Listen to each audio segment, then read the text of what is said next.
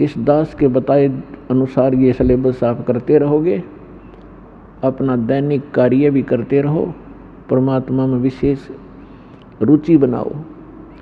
ज़्यादा समय परमात्मा की महिमा सुनने और सुनाने में, मंत्र के जाप करने में, सुबह शाम और दोपहर की जो नित्य नियम बताए हैं उनके करने में ज़्यादा समय लगाओ। और जो कार्य आप कभी नहीं कर सकते थे और ना ही आप सोच सकते थे कि हमें ये सुविधा प्राप्त हो सकती है इस जीवन में, फिर ये परमात्मा आपको यहाँ के भी सुख देगा। लेकिन इन सुखों से आप परिचित कर दिए जाओगे कि इस सुख को प्राप्त करके परमात्मा में रुचि कम मत करना, नहीं तो आप फिर यहीं रह जाओगे। इसका बहुत भयंकर परिणाम आपको भोगना पड़ेगा। तो पुण्यात्माओं, आप बालक हो, आपको पता नहीं आप किस गंदे लोक में रह रहे हो। ये स्थान ठीक नहीं है। यहाँ पर चाहे आज कोई कितना सुखी नजर आता है और संपन्न परिवार है, सब बच्चे भी अच्छे, कोई सर्विस कर रहा है या कोई अपना बिजनेस ठीक कर रहा है, बाल बच्चे हैं, सारी सुविधाएं उपलब्ध हैं, ये आपके पूर्व जन्म के जो शुभ संस्कार हैं वही प्राप्त हैं और उनको आप आराम से खर्च रहे हो। आपका बैंक बैलेंस है। जब तक आप किसी भी व्यक्ति का बैंक बैलेंस है, यानी पूर्व का संचित धन उसके पास उपलब्ध है और उसको वो किसी प्रकार खर्चो खराब करो, कहीं प्रयोग करो, जब तक वो पूंजी रहेगी तो ऐसा लगेगा जैसे ये कुछ भी काम नहीं करता, फिर भी सारी मौज मार रहा है। लेकिन जिस दिन वह पूंजी समाप्त हो जाएगी, फिर भाई को टूक भी नहीं मिलेंगे खाने को, क्योंकि उसने आगे कोई कार्य कर नहीं रहा, पूर्व की पूंजी ही खर्च कर रहा है। तो जो सत साधना नहीं करते और जो साधना करते हैं, शास्त्र विधि त्याग कर मनमाना आचरण करते हैं, वो दोनों ही अपना जीवन नाश कर रहे हैं। और एक सबसे बड़ी भूल अज्ञानता के कारण हमारे ये लगी हुई है कि हम देखते हैं अमुक व्यक्ति ना कोई कभी परमात्मा को याद करता है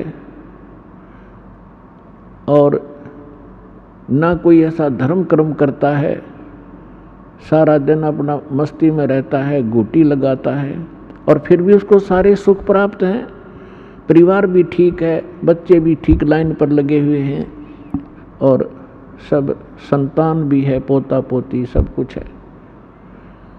और एक भक्त है,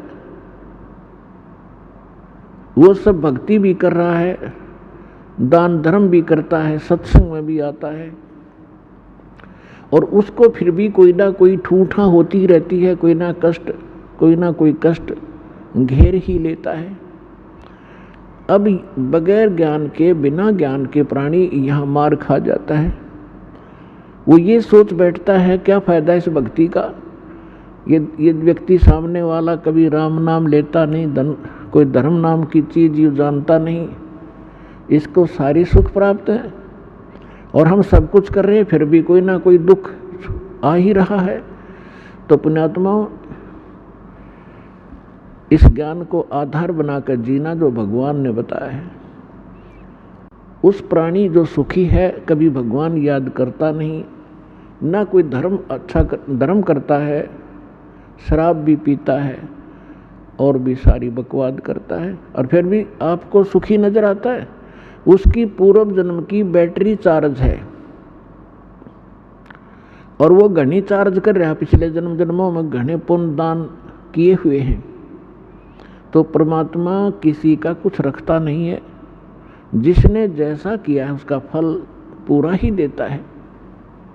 अब जैसे इन्वर्टर की बैटरी चार्ज कर रखी है, आगे चार्जर हटा दिया या चार्जर लगा रखा है तब बिना लाइट के प्लग में बगैर विद्युत के कनेक्शन नहीं जिसमें ला रखा हो, तो वो है जो शास्त्र विधि त्याग कर मनमाना आचरण करते हैं, वो अपना चार्जर उनमें ला रहे हैं जिनमें लाइट नहीं है, बिजली नहीं है, नकली पंथों और संतों के पास।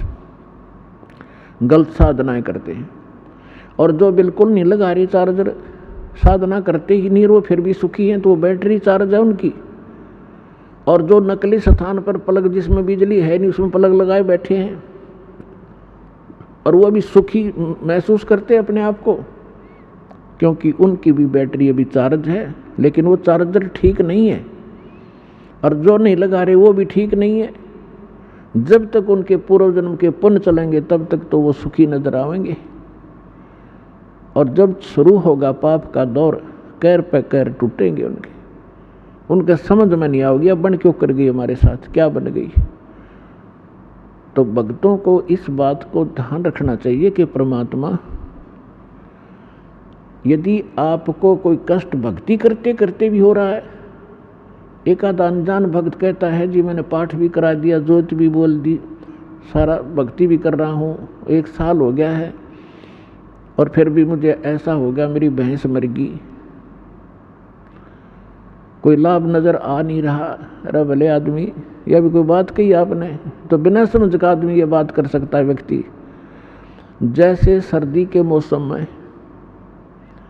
आपको सलाह दी गई अपने माता पिता के द्वारा, बेटा स्वेटर पहन लो, जराब पहन लो, जूते पहन लो, और सर्दी ज़्यादा है,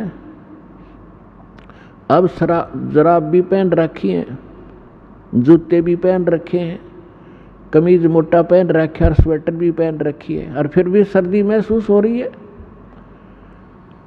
तो क्या वो बच्चा ये कहेगा कि मैंने सारा कुछ पहन रखा है फिर भी सर्दी लग रही है, इन्होंने क्या बचाव किया मेरा। अपने आत्मा, कई भक्त अनजान कहते हैं मुझे कोई लाभ नहीं हुआ, मैं तो भक्ति ही छोड़ दूंगा। तो ये बातें, इस ज्ञान को सच्चे ढंग से अच्छी तरह ना समझने के कारण ही ये मन में इस प्रकार की जो दुर्भावनाएं पैदा होती हैं। उसके लिए सत्संग ध्यान से सुनना चाहिए। अब जिस व्यक्ति ने सर्दी के सारे कपड़े पहन रखे हैं और फिर भी सर्दी महसूस हो रही है, तो वह सर्दी घनी है। और वो यूं कहे क्या फायदा है इन कपड़े के पहनने का, जर्सी पहन रहा, स्वेटर पहन रहा।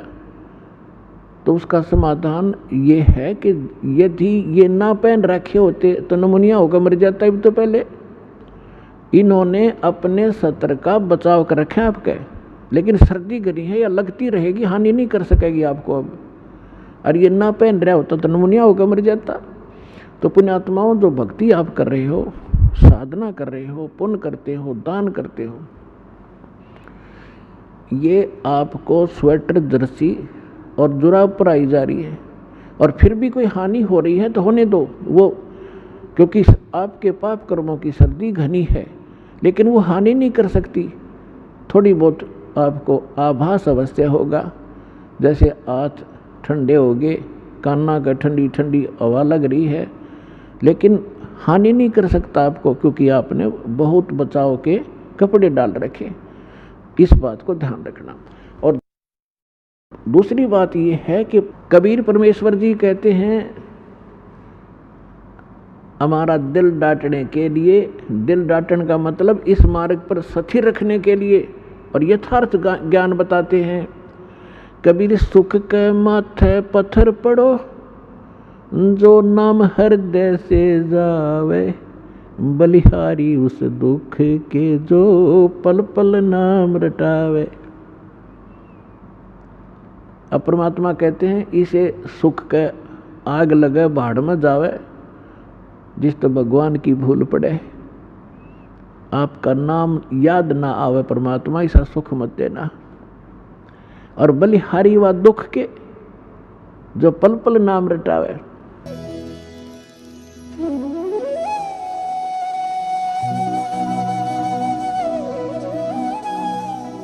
अगर आप ये वीडियो YouTube पर देख रहे हैं तो हमारे चैनल को सब्सक्राइब करें और बेल आइकन को दबाना ना भूलें। अगर आप Facebook पर ये वीडियो देख रहे हैं तो हमारे पेज को लाइक करें।